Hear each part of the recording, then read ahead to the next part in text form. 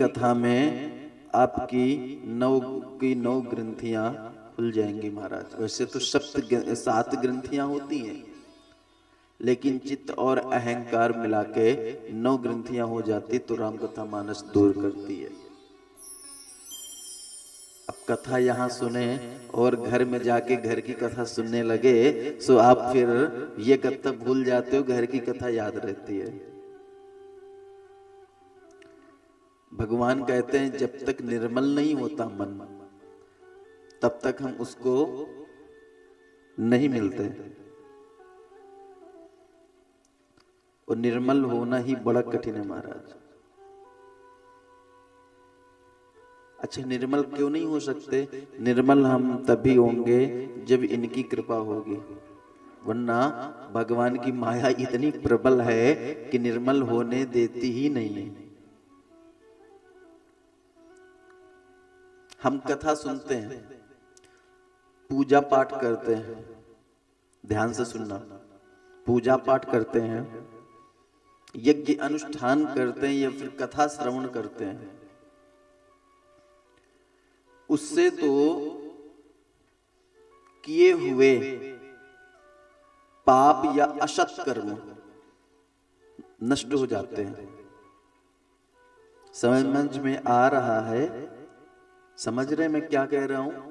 जैसे हम कोई व्रत किए, चाहे वो नवरात्रि के व्रत हो या शिवरात्रि का व्रत हो या फिर कृष्ण जन्माष्टमी का व्रत हो, कोई भी व्रत हमने यदि किया तो उससे हमारे किए हुए पाप नष्ट हो सकते हैं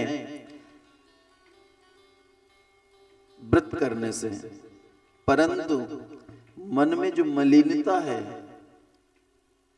वो फिर से नए पाप करने के लिए उद्धृत कर देगी। व्रत किए, पूजा किए, लेकिन मन में जो मलिनता है उसके कारण हम फिर से नए नए पाप करने लगेंगे।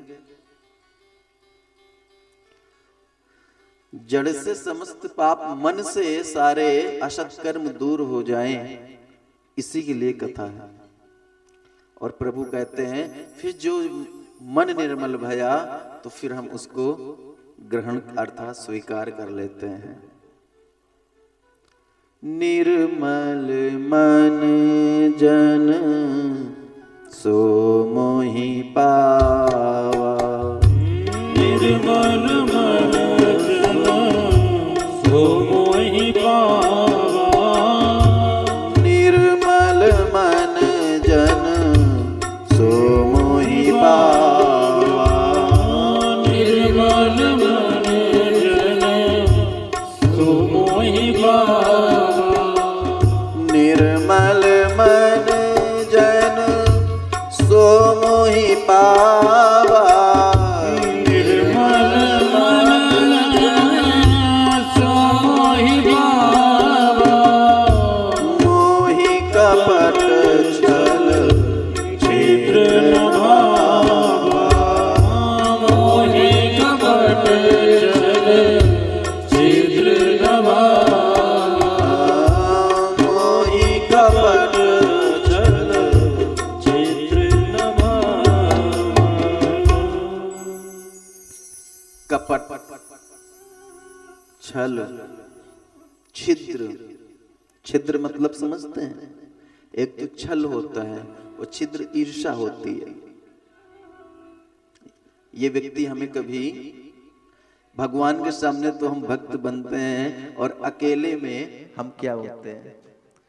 अपना निज स्वभाव अगर जानना है ना कि आपका स्वभाव क्या है, तो कैसे जानेंगे कि आपका स्वभाव कैसा है? भाई दूसरे लोग तो हो सकता है कि स्वार्थवश आपकी तारीफ भी कर दे,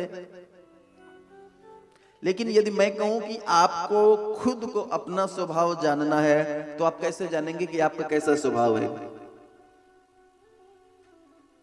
खुद का स्वभाव जानने के लिए ये जीव जब एकांत में होता है, अर्थात अलोन, और कोई नहीं होता जीव के पास, जीव जब अकेला होता है,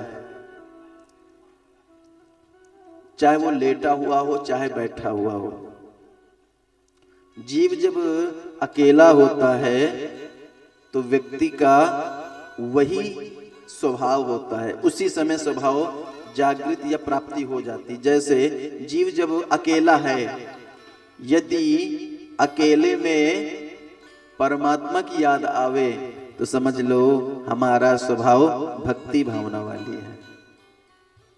अकेले रह के यदि संसार की इच्छा या संसार का ध्यान आवे तो समझ लो कि अभी हम भक्त नहीं, अभी संसार में ही है। अकेले रह के जीव यदि भगवान का भजन गुनगुनाने लगे तो समझ लो कि जीव वही भजन मार्ग पे चल रहा है। यदि अकेले में संसारिक कोई वस्तु ध्यान में आ रही है, कुछ उसको कर रहे हैं तो समझ लो कि अभी हम संसार में ही हैं, अभी हम भजन मार्ग पे नहीं बढ़े। तो अपने मन को कोशिश संभवता यही बनावे कि प्रभु से प्रार्थना करें, प्रभु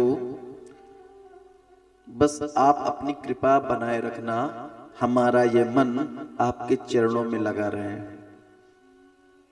मंदिर जाके और कुछ मत मांगना, कभी भी कहीं भी किसी भी साधु संत या किसी भी ब्राह्मण के पास जाना तो सिर्फ एक ही चीज मांगना, प्रभु की कृपा हो। यदि प्रभु की कृपा हो गई तो अनायास ही आपको सब कुछ प्राप्त हो जाएगा, मन भी निर्मल हो जाएगा और वस्तुतः आपको सब कुछ प्राप्त होता रहेगा। जैसे अगर मांगने की हमारी वृत्ति बन गई तो जीवन पर्यंत हम मांगते ही रहेंगे। क्यों? क्योंकि जीवन में इच्छाएं बढ़ती ही रहती है निरंतर। कल के प्रसंग में हमने इस बात को बताया था ना, किसने किसने सुना था इस बात को कि हम दुखी क्यों रहते हैं संसार में। अनेक प्रकार के लोग आते हैं, फोन करते हैं, महाराज जी बड़ा दुख है। हम दुखी क्यों रहते? ध्यान से देखेंगे, कुछ लोग दुखी होने के बाद भगवान को दोष देते हैं कि भगवान ने हमें दुख दिया। एक बात बताओ, भगवान कौन है? आनंद सिंधु राशि। कौन है भगवान? आनंद सिंधु राशि। बोले तो सिंधु, बोले तो समुद्र। जो आनंद के साक्षात समुद्र हैं, जिनके पास जो वस्तु है ही नहीं, वो भला हमको कैसे देगा? कितने लोग हम ऐसे हैं, दुख पड़ता है तो हम भगवान को दोष देते हैं कि भगवान हमें दुख दिए, भगवान हमारी सुनते नहीं। कितने लोग ऐसे हैं? वस्तुतः तो होंगे ही, हाथ ना उठाओ अलग की बात है। एक बात बताओ, क्या भगवान के पास दुख है क्या? आपसे हम कोई चीज मांगे, ऐसी वस्तु जो आपके पास है ही नहीं, तो आप कैसे देंगे? भगवान के पास आनंद है, वो सच्चिदानंद है, उनके पास दुख नहीं है। तो फिर हम अपने ही कर्मों के द्वारा दुख या सुख प्राप्त करते हैं। कैसे? अपने ही कर्मों के द्वारा। अब मन में ये संकल्प आवे कि महाराज क्या करें, कर्म तो हम बहुत अच्छे करते हैं, फिर भी हमें दुख मिलता है। कितने लोग ऐसे हैं जिनके ऐसे प्रश्न हैं कि कर्म तो हम बहुत करते हैं, बहुत अच्छे करते हैं महाराज, हम सबका अच्छा ही सोचते हैं, फिर भी हमारे साथ बुरा होता है। बहुत लोग प्रायः ऐसे होते हैं और ऐसे प्रश्न लेके आते हैं कि हमने कभी किसी का बुरा नहीं किया, हमने कभी किसी का बुरा नहीं सोचा, फिर भी हमारा बुरा क्यों होता है? या फिर हम कभी कभी ऐसा भी बोलते हैं कि हमने तो उसके साथ बहुत किया, परंतु उसने कभी एहसान नहीं माना, अब तो हमने करना ही छोड़ दिया। ऐसे भी हमने सुना लोगों को बोलते हुए। हम तो सबके साथ अच्छा करते हैं, पर सब हमारे साथ बुरा करते हैं। एक बात बताओ मैयाओं, कि आपके अंदर इतनी ईमानदारी से आपको क्या लगता कि हमारे अंदर सामर्थ्य है कि मैं भगवान की कथा कह पाऊं और आप लोग सुन पाओ?